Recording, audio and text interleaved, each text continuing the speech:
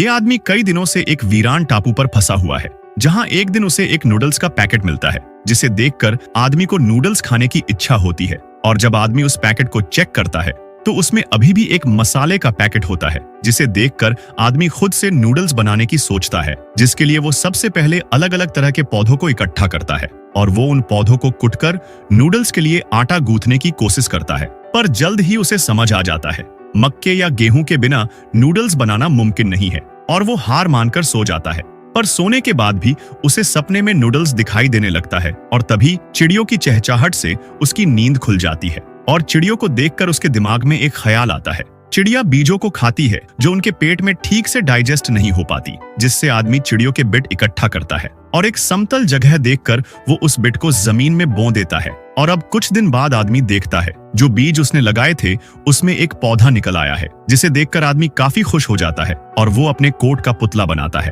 ताकि अपने फसल को वो चिड़ियों से बचा सके। आदमी अपने फसलों की अच्छे से देखभाल करने लगता है, लेकिन एक दिन आदमी की नजर एक पौधे की तरफ जाती है जो भुट्टे का पौधा होता है, जिसे देखकर आदमी के खुशी का ठिकाना नहीं रहता, क्योंकि अब उसके नूडल्स खाने का सपना पूरा होने वाला था और कुछ ही दिनों बाद ही उसकी सारी फसलें तैयार हो जाती है। अब आदमी भुट्टे के बीज को कुटकर नूडल्स के लिए आटा तैयार करता है और एक बोतल से आटे को बेलकर नूडल्स के शेप में काटता है और उन नूडल्स को उबालकर उसमें वही पैकेट वाला मसाला डालता है। अब जैसे ही आदमी पहला निवाला नूडल्स का खाता है तो उसकी आंखें नम हो जाती हैं, क्योंकि भले ही उसके नूडल्स खाने में परफेक्ट नहीं थे, पर वो उसकी मेहनत और जिंदा रहने के चाहत का प्रतीक था।